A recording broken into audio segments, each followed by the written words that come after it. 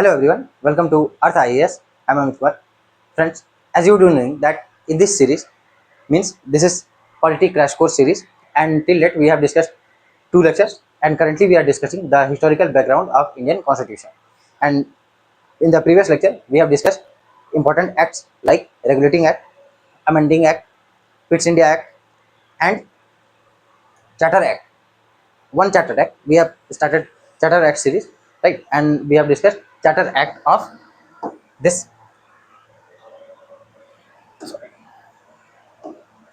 1793 in the previous lecture. Now we will discuss the another charter acts. So let's start.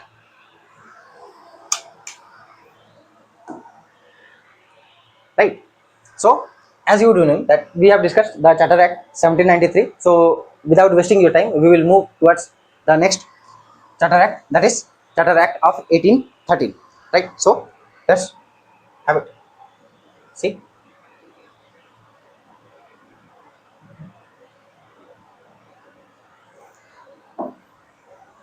So first of all, we will see the background of this Charter Act. First, let me make it a little bit larger. Right. So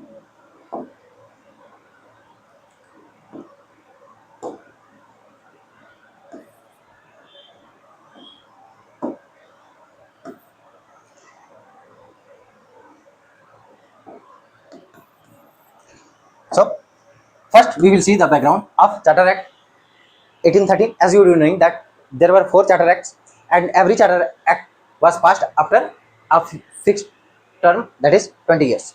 Right? That's why previous act was Charter Act 1793.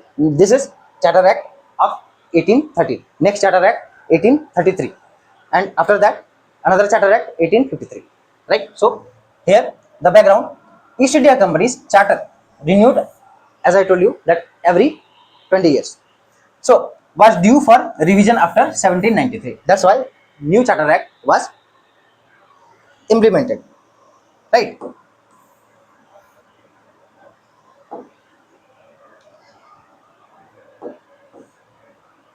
Next came during Lord Minto. Right. Do not have confusion with that Minto. This one is another.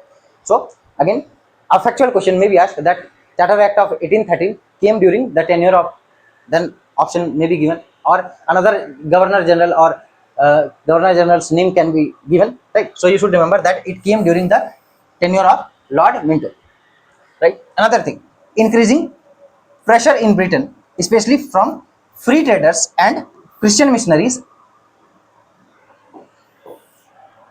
to end the company's monopoly, right, and India to other British interest.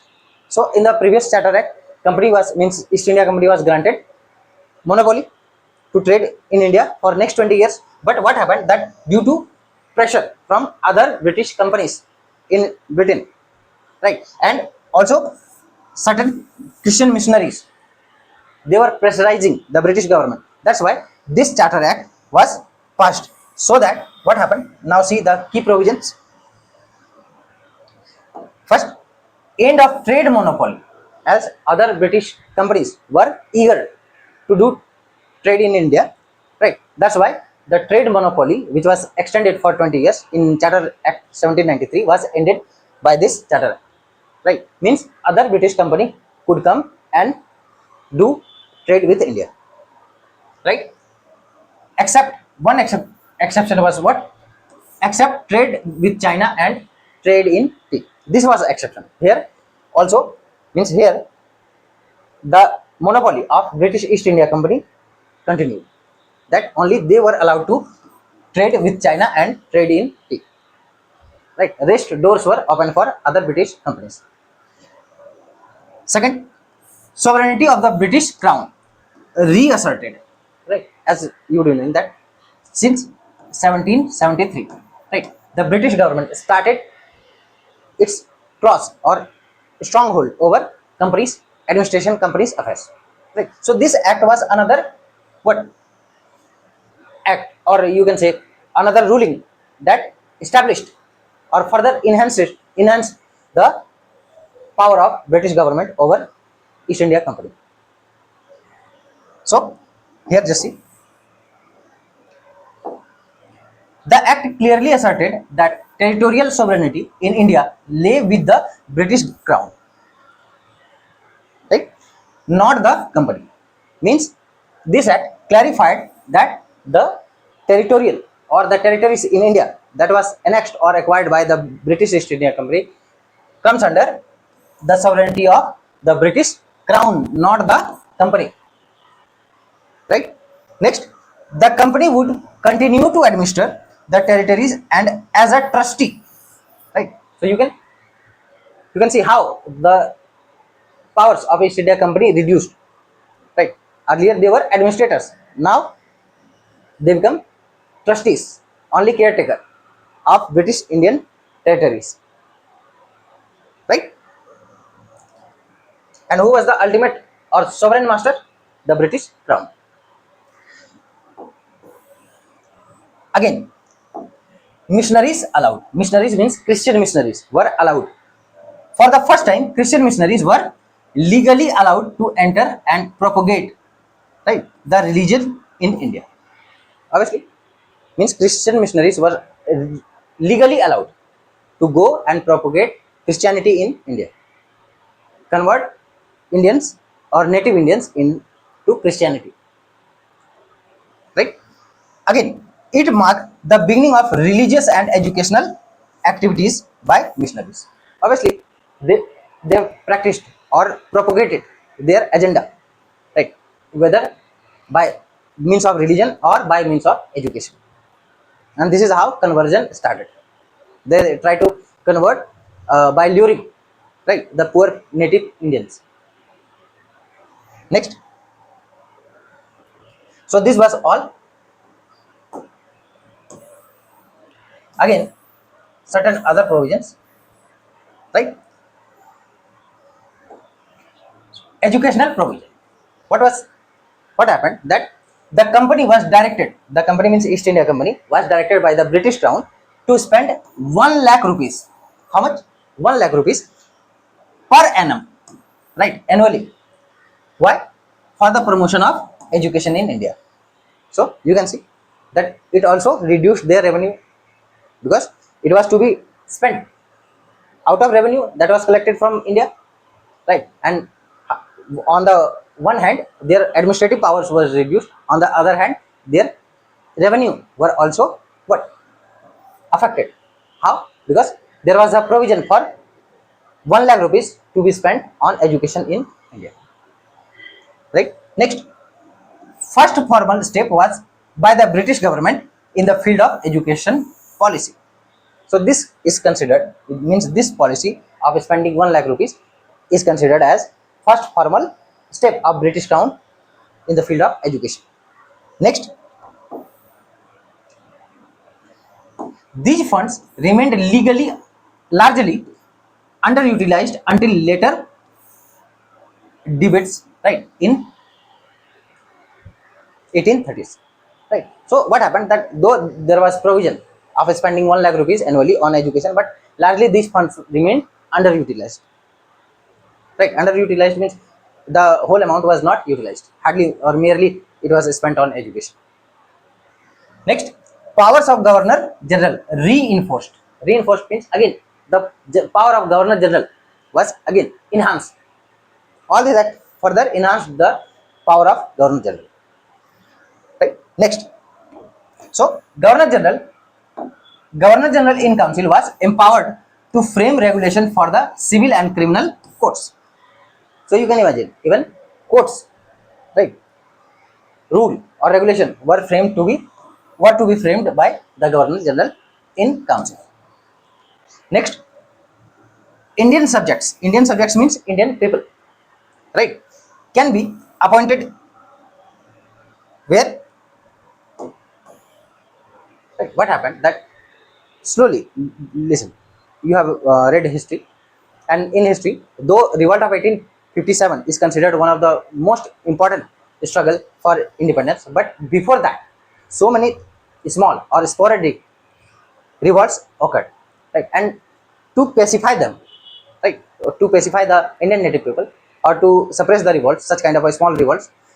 Somehow the British realized that they should involve Indians and they should provide little bit certain developments, for example, in the field of education or administration, whatever. Right? So Indian subjects can be appointed where the act did not discriminate against, right, against Indian subjects in holding public offices. Right? But such provision mere remained only in papers, that they would not be discriminated while holding public office. But such provision remained only in papers. Right? Theoretically, opened opportunities for Indians in civil services through the in practice. Sorry, though in practice it was not implemented. As I told you that it was not merely implemented. Right? Dominance of British continued. Simple. Dominance of British officials or companies officials continued. Simple. These such provisions were for the name's sake. Just again, it authorized local governments in India to impose taxes on persons, right? And for their violation, they could be punished, right? Local governments, for example, municipalities, municipal corporations, right?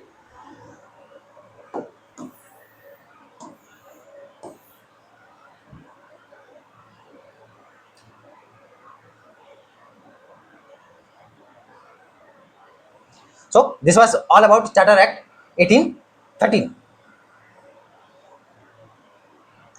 right? Now we will move towards next Charter Act, that is Charter Act 1833, right? So this is Charter Act 1833. Similar.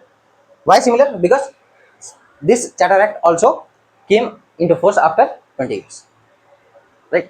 As I told you, that exactly there was difference of 20 years between all these Charter Acts: 1793, 1813, 1833, 1853. Right? So this is third Charter Act. So let's see. First, background.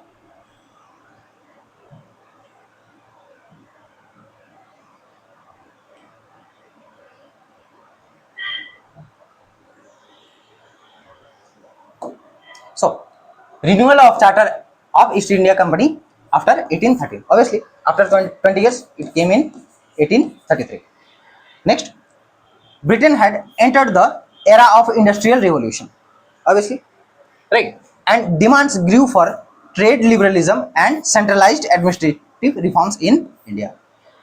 Right? As industrial revolution, right? The as Britain had entered that time under industrial revolution, so it required what? Growing demands for trade, right? And India was one of the biggest supplier of raw material, right? So it had to be controlled properly in efficient manner, so that it could be a source of raw material and again as a market of consumption goods, right? The act was passed during Lord William Bentinck. Obviously you do knowing, and why Lord William Bentinck is important, we will see, right? So now key provisions. First, end of all commercial function of the company, right? And it became purely administrative and political body. So in the previous act, the monopoly of trade of East India Company was ended, except trade with China and tea. Now all the commercial activities, commercial function of the company, East India Company, was ended, right? It became purely administrative and political body. Next, companies trade with China and monopoly in tea was also abolished. When its all commercial activities were abolished or ended, right? How could it continue trade with China or trade in tea? It is just common sense, and this is how UPSC plays with your mind, right?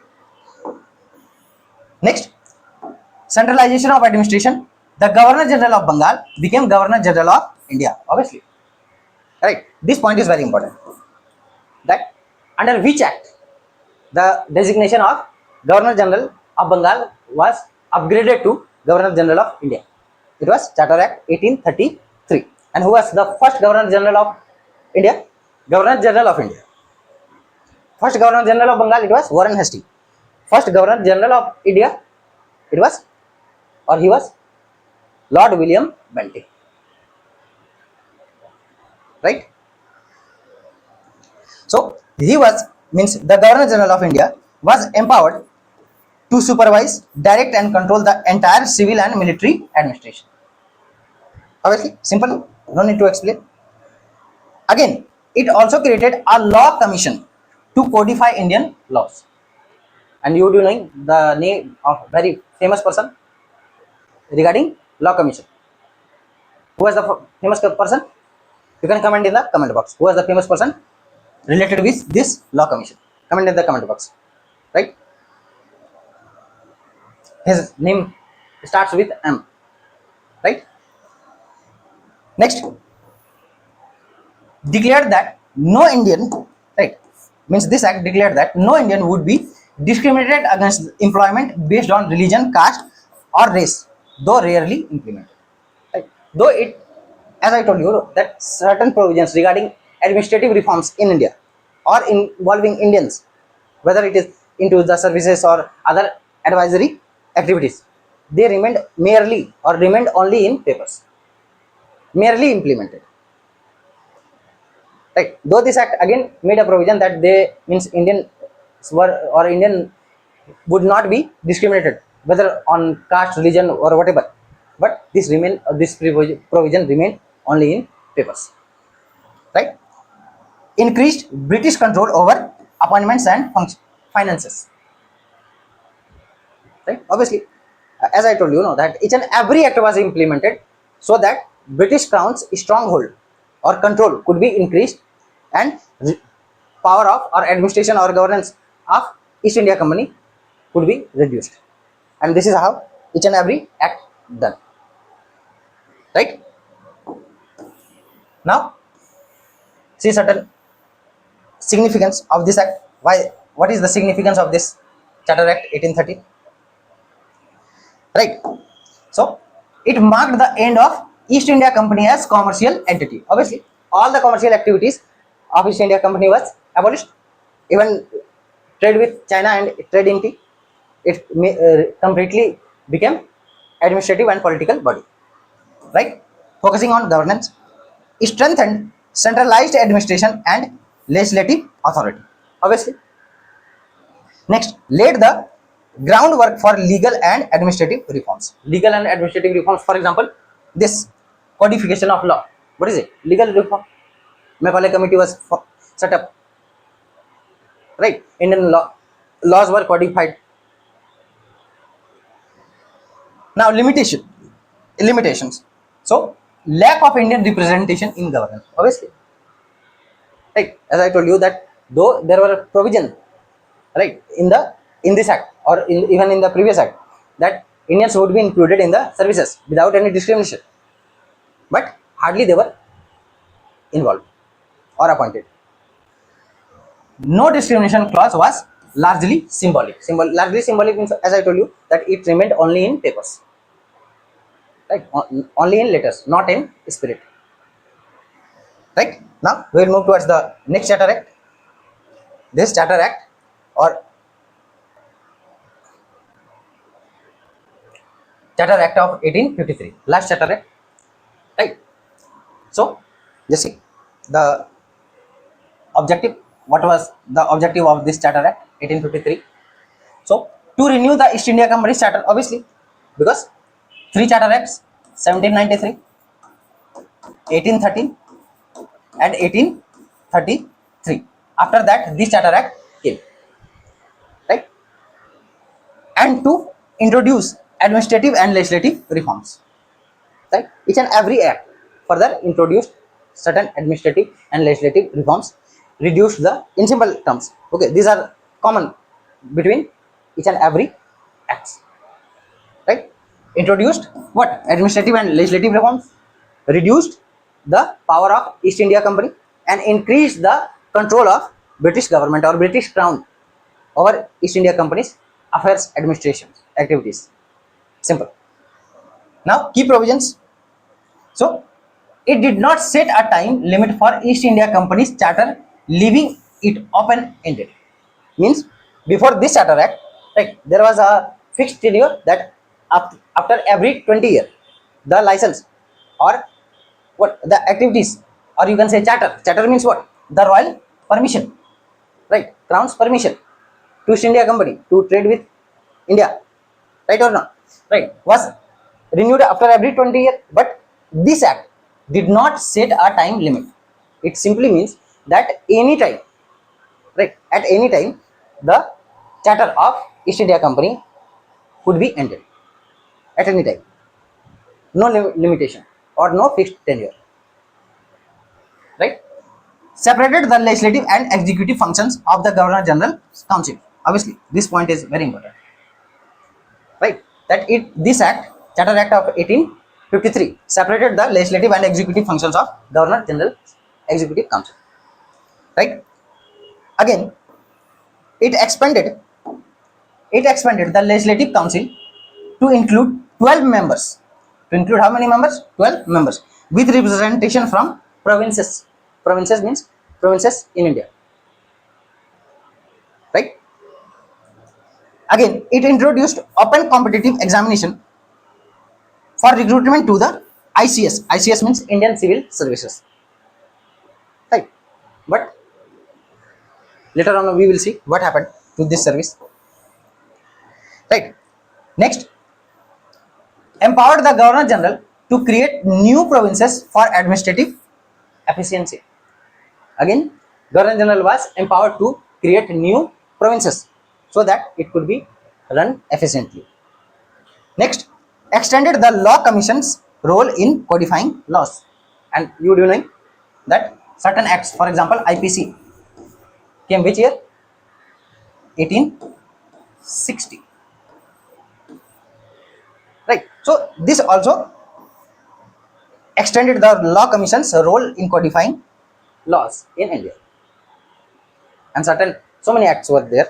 Okay, one of the example is IPC, Indian Penal Code, 1860. Now, significance.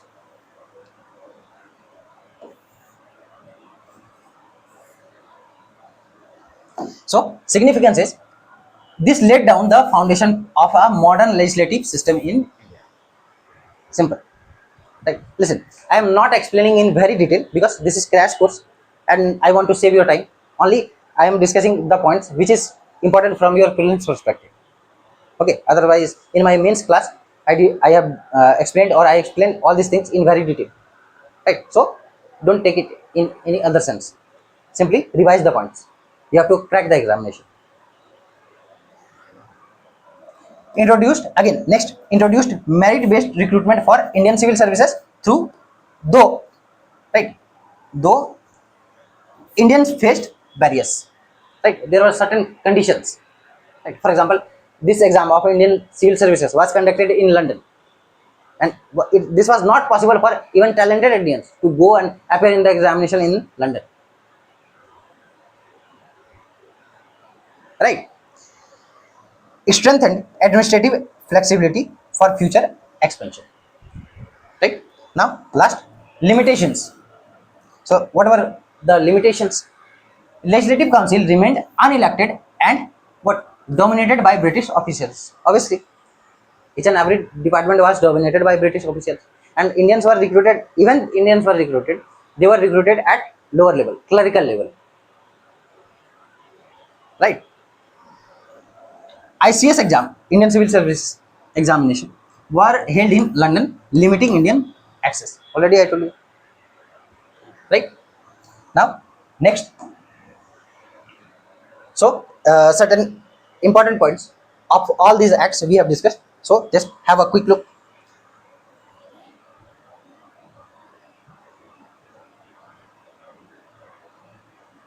Right, all these acts we have discussed. So, have a quick look about these acts. So, first, Regulating Act 1773, first British parliamentary intervention, centralized Bengal's authority. Simple, centralized Bengal's authority means what? The other presidencies, Bombay and Madras, came under or became subordinate to Bengal. Governor of Bengal became Governor General of Bengal. Who was the first Governor General of Bengal? Lord Warren Hastings. Pitt's India Act, obviously, in between this, Amending Act 1781, 1791, all these acts were there, right? But here, we have left that act. Pitt's India Act, very important. Why? Because it established dual control. Dual control means what? Board of Control and Port East India Company, right? East India Company is what? Court of Directors. Foundation of British Crown's dominance. Foundation of British Crown's dominance means British Crown's dominance started with this, right? Charter Act, all these three Charter Acts, right? So Charter Act 1813. Don't worry, right? We have not left Charter Act of 1793, right? We have already discussed in very detail, but these three Charter Acts are very important and they sometimes confuse you, right? So Charter Act of 1813, right? It ended East India Company's trade monopoly. Very important point, right? Introduced education funding. Education funding of how much? 5 lakh rupees annually. Also allowed missionaries to come in India and to propagate, whether by means of religion or by education, right? Charter Act of 1833 centralized power with Governor General of India, ended East India Company's commercial role. Now East India Company became completely administrative and political body, not commercial body. Last, Charter Act 1853, Legislative Council expansion, Indian Civil Service open competition. And what happened? Also, there was no fixed tenure for next or charter of company. Means the role or administrative, the charter of East India Company could be ended at any time by the British Crown. Right? Now, we will move towards the next. Now, as I have discussed, or you would be knowing that this historical background has been categorized into two categories: company rule and crown rule. Company rule from 1770s, roughly 1770s till 1857, and after 1858 till 1947, means till independence, it was crown's rule. Crown's rule means British crown's rule in India, right? So here we will discuss Government of India Act 1858. You would know. Then Indian Council Act. How many Indian Council Act? 3. 1861, 1892, 1909. 3 Council Acts. Then we will discuss 2 Government of India Act. Government of India Act 1919, Government of India Act 1935, and lastly Indian Independence Act 1947. And today we will end the lecture here. Right? So just see one by one. First,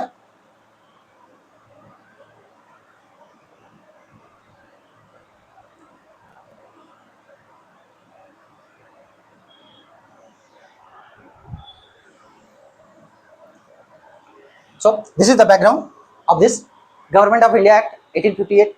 Why this act is important? What happened that after revolt of 1857, the British government realized that no, we will have to bring certain reforms, administrative reforms in India. We will have to include Indians in administration, right? And certain administrative reforms were also introduced, though it was minor, but it was introduced, right? So first, just see the background of this act. This act was dominated by principle of absolute imperial control. Absolute imperial control means there was absolute control of British crown. Imperial control means what? Crowns or the royal family or whatever you can say, complete crown. So in or here we will use the term crown's control, right? Without any popular participation in the administration, right? Though the crown did not participate in the direct administration of Indian territories, but what happened that there was absolute imperial control, right? And transferred control of Indian administration from East India Company to British Crown, obviously. Now, right, the British Crown took the control of all the British annexed Indian territories or British Indian territories from the hands of East India Company in its own hand. Right? That's why it is called crown's rule, not company's rule. Right? Means since 1858, crown's rule established in India. Next, the powers were to be exercised by Secretary of State. This post is very important. Right? Secretary of State for India. Right? A new post was created, that is known as Secretary of State for India. And who was he? He was assisted by a council with 15 members known as Council of India. A new post, Secretary of State for India, was created. To assist him, what coming council was created with 15 members, and this council was known as Council of India. Next, the Secretary of State was responsible to the British Parliament. Right? Directly, this was responsible to the British Parliament. Right? And governed India through the Governor General assisted by Executive Council. So what happened that this earlier Governor General of India, right, Governor General of India was the superior authority or supreme authority in India, but this, after creation of this post, it came or it became subordinate to Secretary of State for India. Means the highest authority was what? Secretary of State for India. Under him it was Governor General, and the Governor General was assisted by Executive Council, just like earlier. Simple. Now see the important provisions. Key provisions of this act. I hope it is visible. Government of India Act 1858. Now see the key provisions.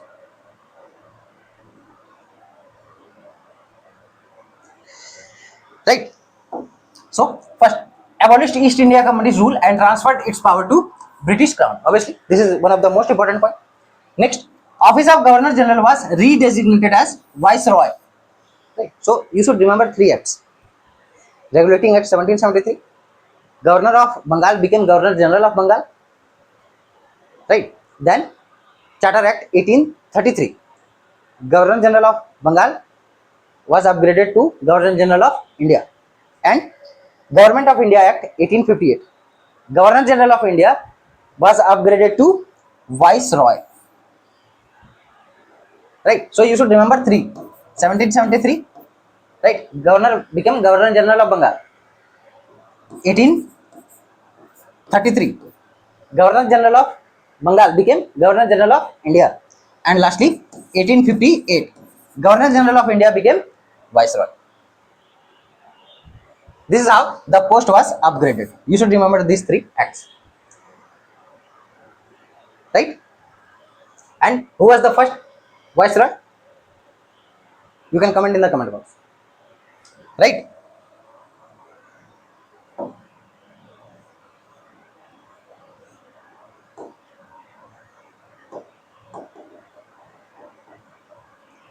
Again, it created, as I told you, that it created the Office of Secretary of State for India. Obviously, this was the supreme authority.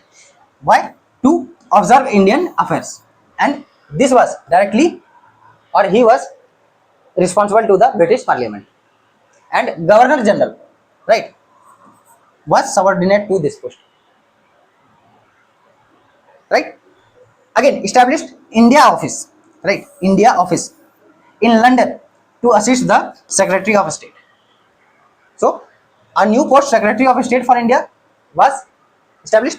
Again, an office known as India Office was also established in London to assist the Secretary of State. Right? And Governor General's designation was again what? Upgraded to Viceroy. These are very important points. Next, Viceroy to be assisted by an Executive Council, already I told you, and Indian administration was now directly under the Crown. Right? Why? Because he was responsible to the British Parliament. Now, the Indian territories were directly under the Crown, control of British Crown, not under the control of East India Company.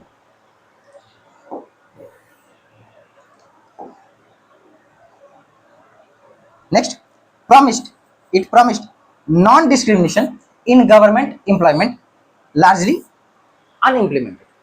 Okay, such type of reforms, for example, including Indians in the services or civil services or other official services, that largely remain unimplemented or largely remaining on papers. Right? Now, just see the significance and limitations. So, significance is what? Marked the beginning of direct British Crown rule in India. Right. So, such type of statement may be given in the upcoming exam, that which of the following mark the, or which of the following act marks the beginning of British or direct British Crown rule in India. So, your answer should be Government of India Act 1858. Right. Next, centralized authority under Viceroy and Secretary of State. Right.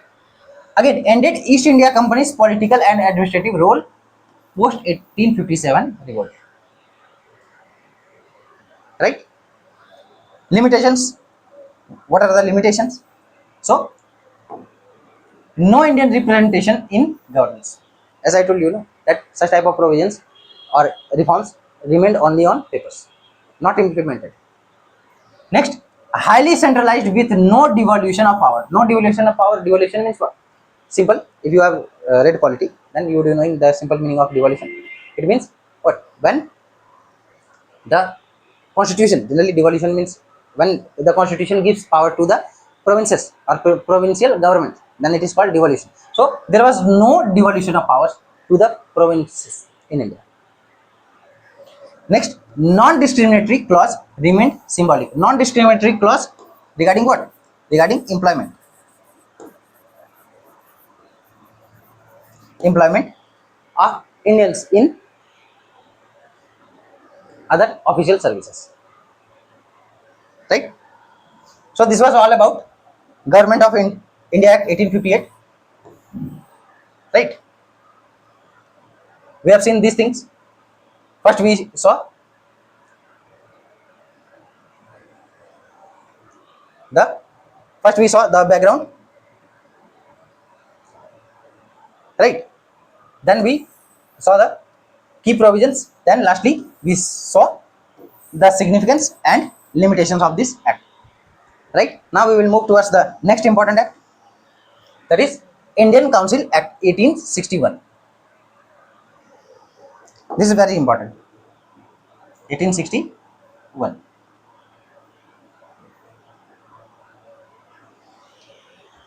Right? Three Council Act: 1861, 1892 and 1909. So first, what was the objective? As you do know, its name is council. So just see what is the meaning of council here.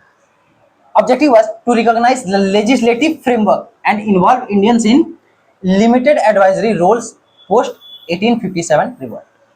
Right. This revolt played a very significant role, especially regarding administrative reforms, legislative reforms in India. Right. So certain legislative reforms or legislative frameworks, and again to involve Indians was the intention. Indians, how? Limited as advisory role. Advisory role, you do know, advisory means what? They could be accepted or rejected, and largely the advices given by the Indians were rejected. Advices were not binding. Right. So now see the key provisions.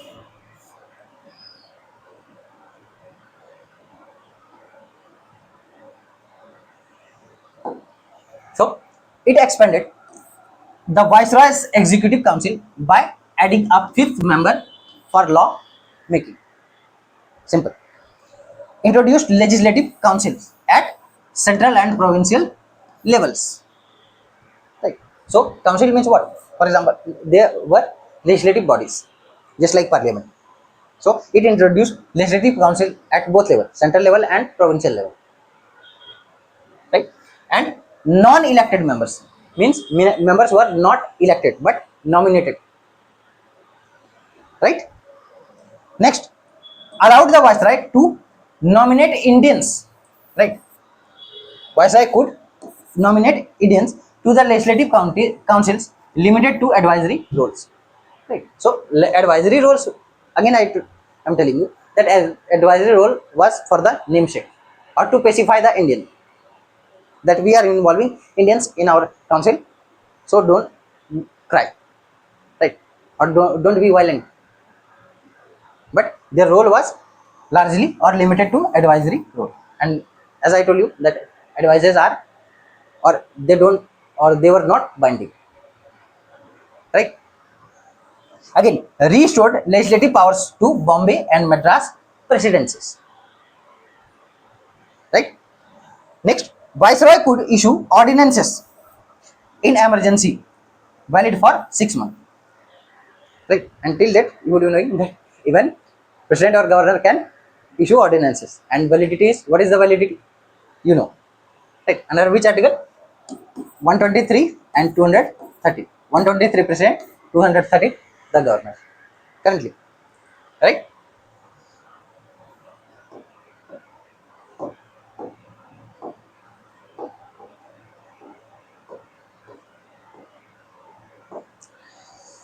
Next,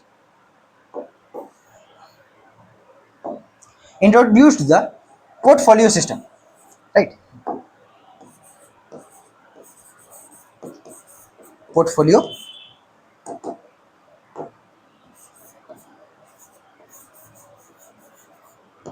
system. So portfolio system was, what was portfolio system? It simply means members of executive council were assigned specific departments, right? Specific departments means departmentalization started. Simple. Portfolio system means what? Departmentalization started. Members of executive council were given function as per their, or departments were allotted to the. Simple.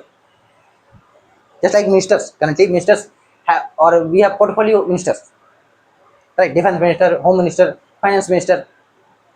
So, such type of departments were given or allotted to the members of executive council.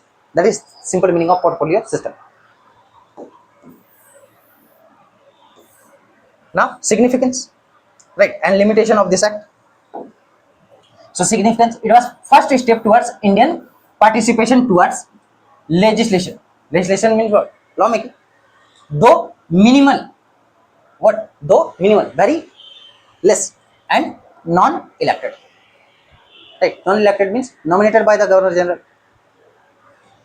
Strengthened legislative framework for centralized governance. Obviously, right? More stronghold of the centralized or central government was established. Portfolio system. This one is very important. You should remember that under which act portfolio system was founded, right? So laid the foundation for modern departmental administration, right? Modern departmental administration. Departmental, I told you now that departmentalization started under this portfolio system. Each and every member of executive council was allotted specific department: finance department, agricultural department, irrigation department, revenue department, right? Now, limitations. Indians had no real power. Why? They had only advisory rules, right? And nominations were controlled by the British. Obviously, they nominated their own people, their own officials, and even if they nominated the Indians, they had merely powers. For the namesake, they had powers. They had advisory rules. Next, legislative council were advisory with no authority to challenge the executive. Right. So executive was superior to the legislative councils because their role was advisory. Simple. Now moving towards the next, Indian Council Act 1892.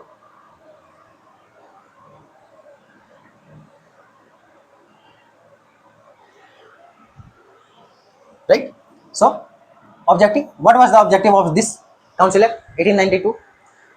To expand the legislative council and introduce limited indirect election. Limited indirect election in response to growing Indian political awareness. What happened? That Indian National Congress, right, was established or founded. Which year? This 1885, and this act came after that 1892. So now the moderate leaders, because initially it was dominated by moderate leaders, right, for 10 years. So what happened that to pacify these moderate leaders and expand the legislative council, this act was introduced. And moderates was demanding participation or Indians participation in the legislative council, right? So this is how they played, right? Now the key provisions is first, it increased the number of non-official members in the central and provincial legislative councils, right? Simple. Second, introduced indirect election system, not direct election system, and members recommended by local bodies, universities. Indirect election means what? Means the members of executive council, legislative council, were to be nominated by local bodies or universities, right, or from princely states by the rulers, right? Again, it allowed councils to discuss budget and question the executive, but no voting rights. So again, you can see, right, that the Indians were allowed to discuss the budget and question the executive, but no voting right. So what is the meaning of such kind of rights? That they could not vote in any against or in favor of any resolution or any act or bill, right? What is the meaning of such kind of power? Simply to pacify the moderates, right? Expanded the size of legislative council, obviously at both level, at central level and at provinces. Simple. Now just see the significance and limitations.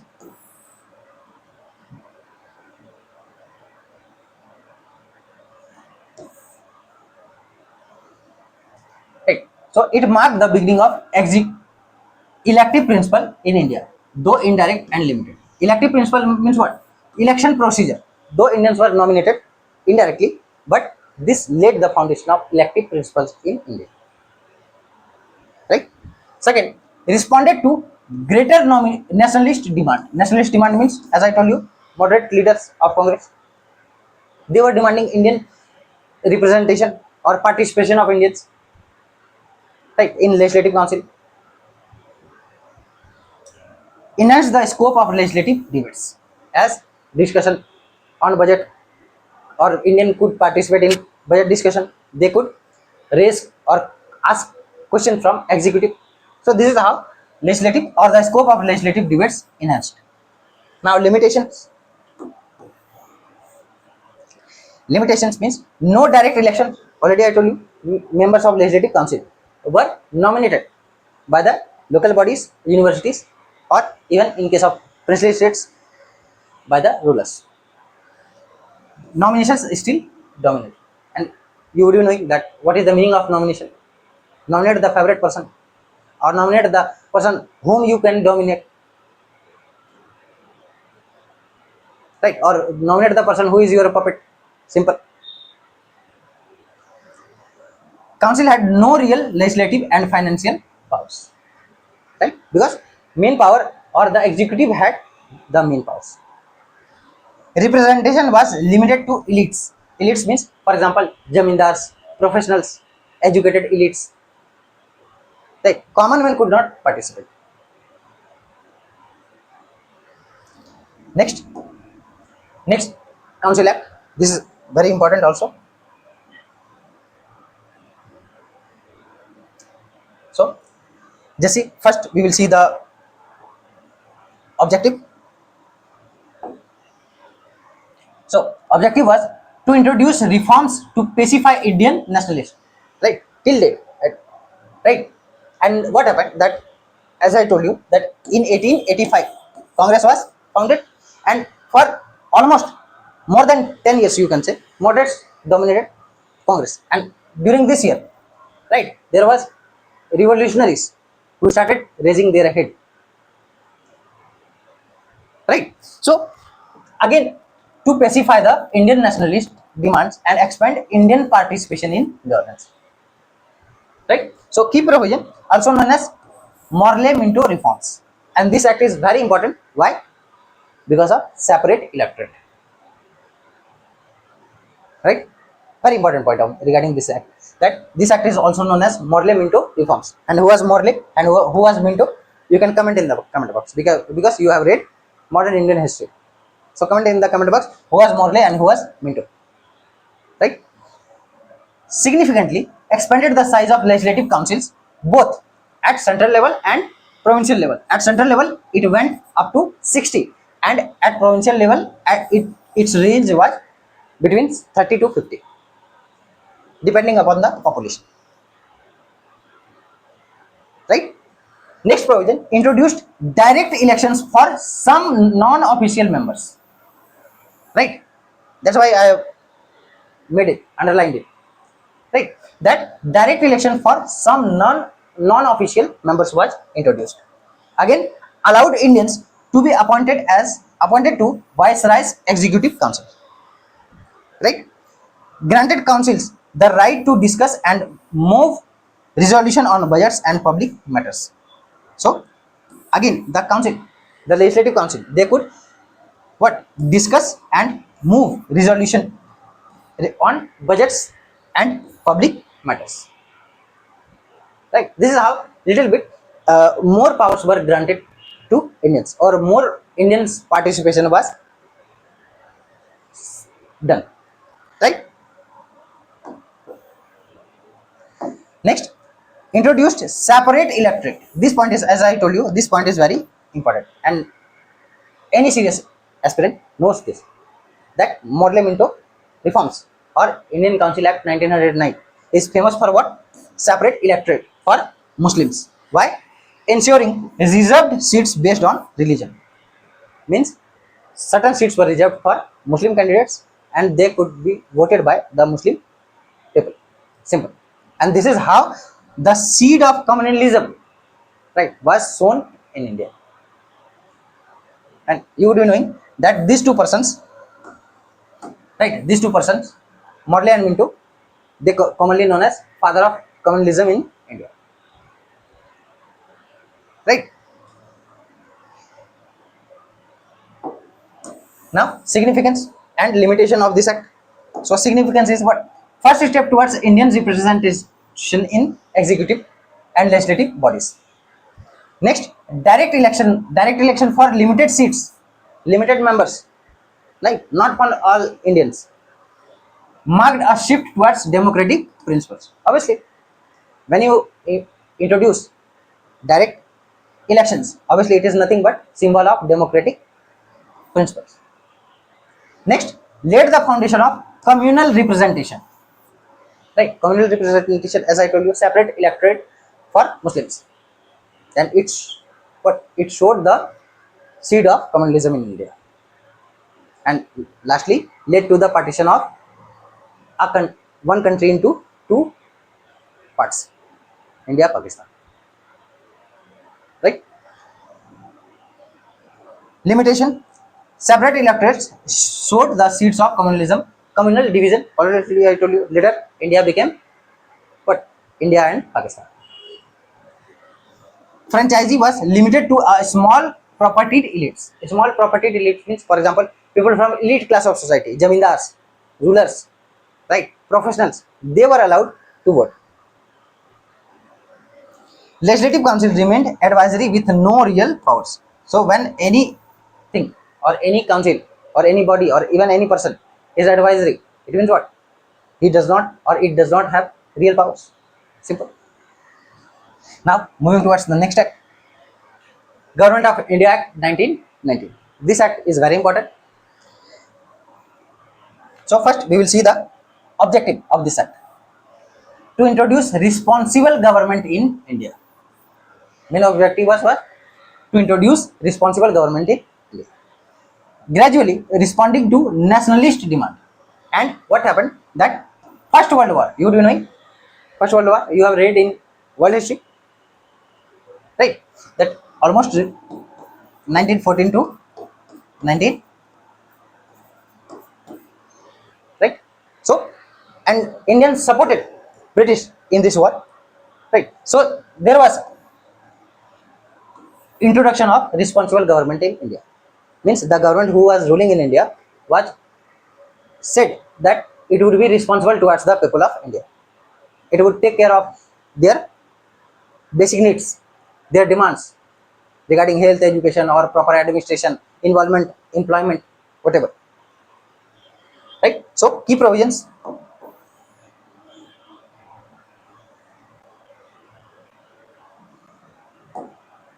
Also known as Montagu-Chelmsford reforms. Right? Introduced diarchy. Right? Diarchy means double rule. Which kind of rule? In provinces, subjects were divided. Right? Here. Provinces, subjects were divided into two. What? Transferred subject and reserved subjects. So mostly transferred subjects included basic things, for example, health, education, and it was managed by Indian ministers. Right? Reserved subjects, it included important things, important portfolios, law, finance, control, and it was controlled by whom? The British governors.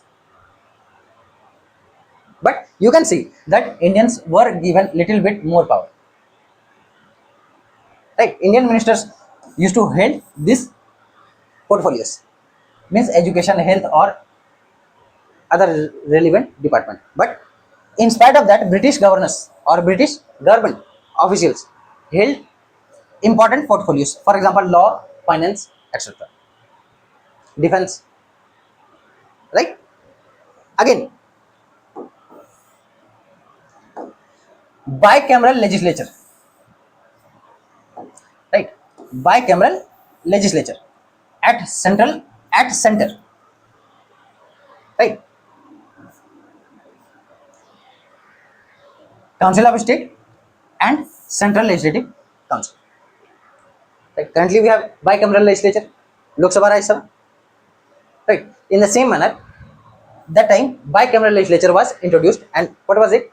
At central level, it was Council of State and Central Legislative Council. Right? Again, expanded franchisee. Earlier, it was limited to elite class, jamindars, professionals, right? Property class. But again, further, it was enhanced based on property or education. Right? Earlier, it was based on property. Now, it was based on education. Means educated people holding degree or Western educated people, they could participate in elections. Right? Increasing voter base to around 5 million people. Right? 5 million, 50 lakhs. Right? But it was what? You can say handful Indians. Right? Again, established a public service commission for civil services recruitment. Right? Next, separate provincial budgets from central budget, giving provinces more financial autonomy. Now, there was provision for separate provincial budgets. Just like today, each and every state make their own budget. Though central government makes its own budget, but each and every state makes its own budget. In the same manner, right, there was provision for provincial budgets and central budget, right, or funds, right, or financial autonomy were given to these provinces. Next, promised a review after 10 years. Review of 10 years of what? Working of this act. Right? Of this act, that is Government of India Act 1990. And because of this promise, a commission, very famous commission, you would know. Which commission? Simon Commission. Right? Came to India. Which year? 1927. Right? And because of this commission, you would know our very famous revolutionary, very famous leader, right? Lala Lajpat Rai was killed. Right?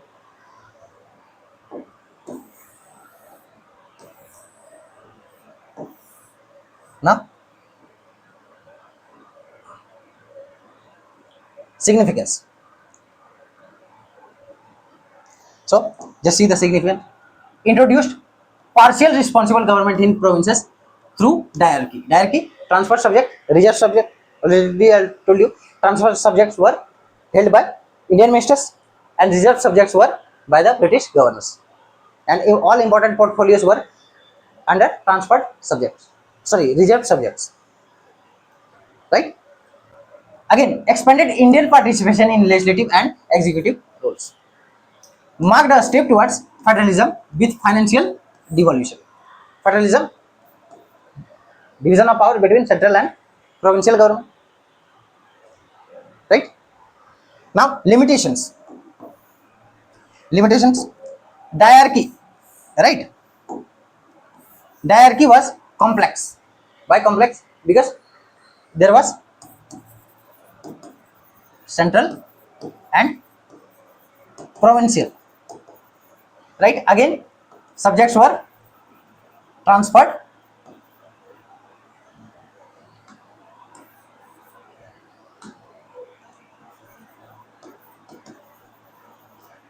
and reserved.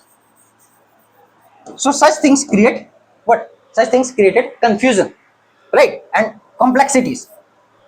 And ineffective key subjects remained under the British governors. Already I told you that these reserved subjects were under British governors. For example, defense, finance, law, all this remained under British governors. And again, it led to more complexity.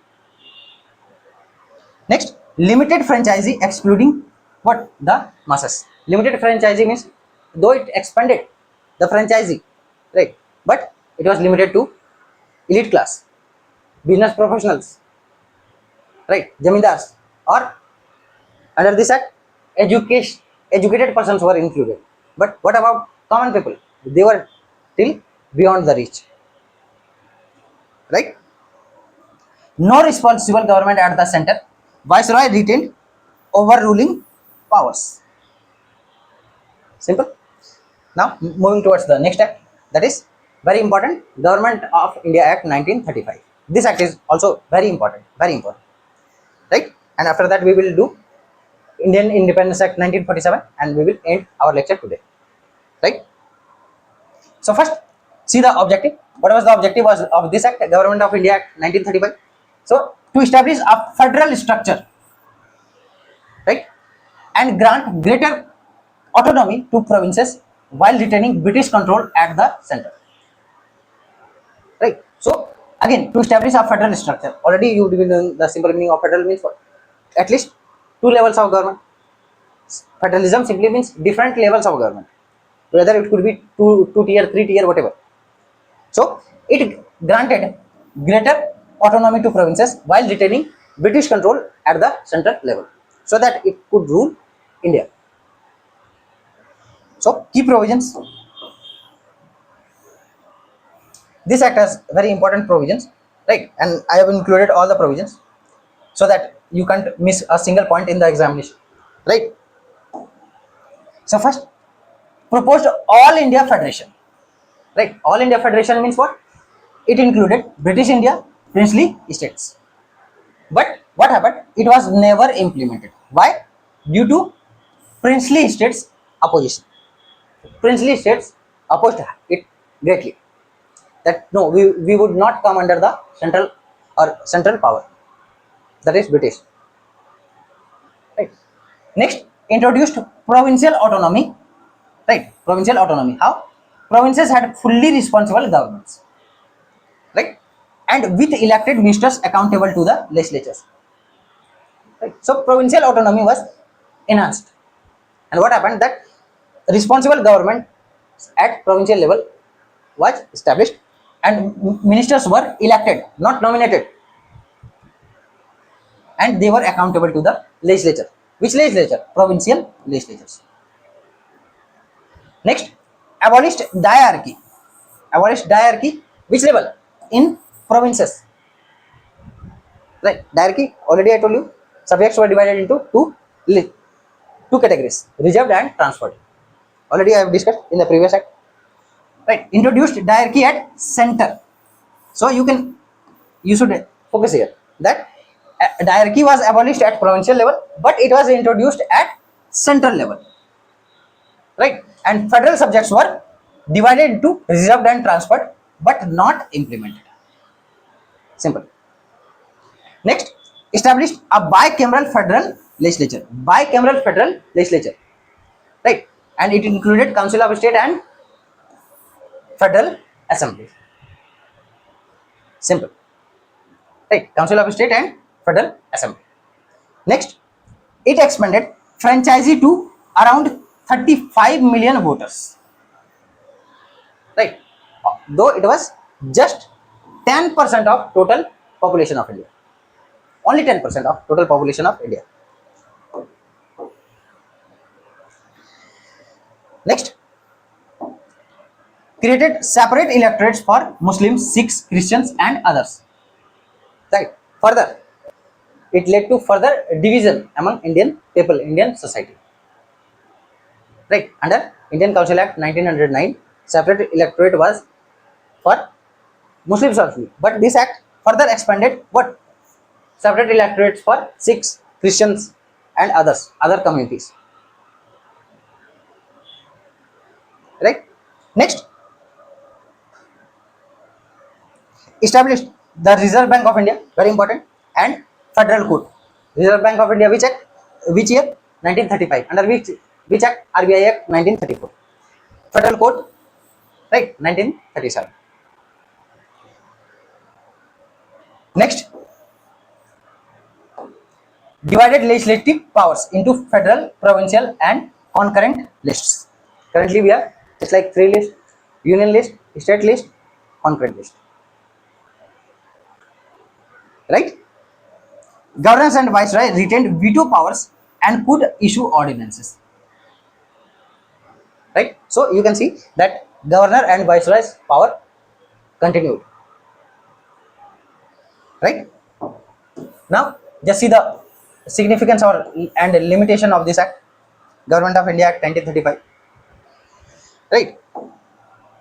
So significance: most comprehensive British legislation for India. Most comprehensive. Right? And why this act is more important as comparison to other acts? Because it led, right, or it was the basis for the Constitution of India. Right? And you do know that exactly more than 250 provisions from this act has been copied from this act and has been pasted in the Indian Constitution. Right? So this laid the foundation or basis for Indian Constitution. Right? That we have today. Provincial autonomy was a significant step towards self-governance. Obviously, provinces were given more autonomy, more Indians, right? Indian ministers were there, and they were elected, not nominated, and they were responsible to the legislature. Federal structure and division of powers influenced post-independence governance. Obviously, till date we follow federal structure or not, division of power or not, right? So this act, Government of India Act, is one of the most important act from Prelims, or you can even from the mains perspective. Right? Limitations. So federation failed due to princely states non-cooperation. As I told you that though federation was, or federation, the British Crown tried to introduce federal government, right? But due to opposition from princely states, it could not be implemented. Next, central diarchy and British veto powers limited Indian autonomy. Obviously, and lastly, communal electorates deep division. Obviously, communal electorates among Muslims, Christians, Sikhs, it also what deepened the division among Indian people, Indian society. Right? Last act, Indian Independence Act 1947. Right? So first we will see the objective.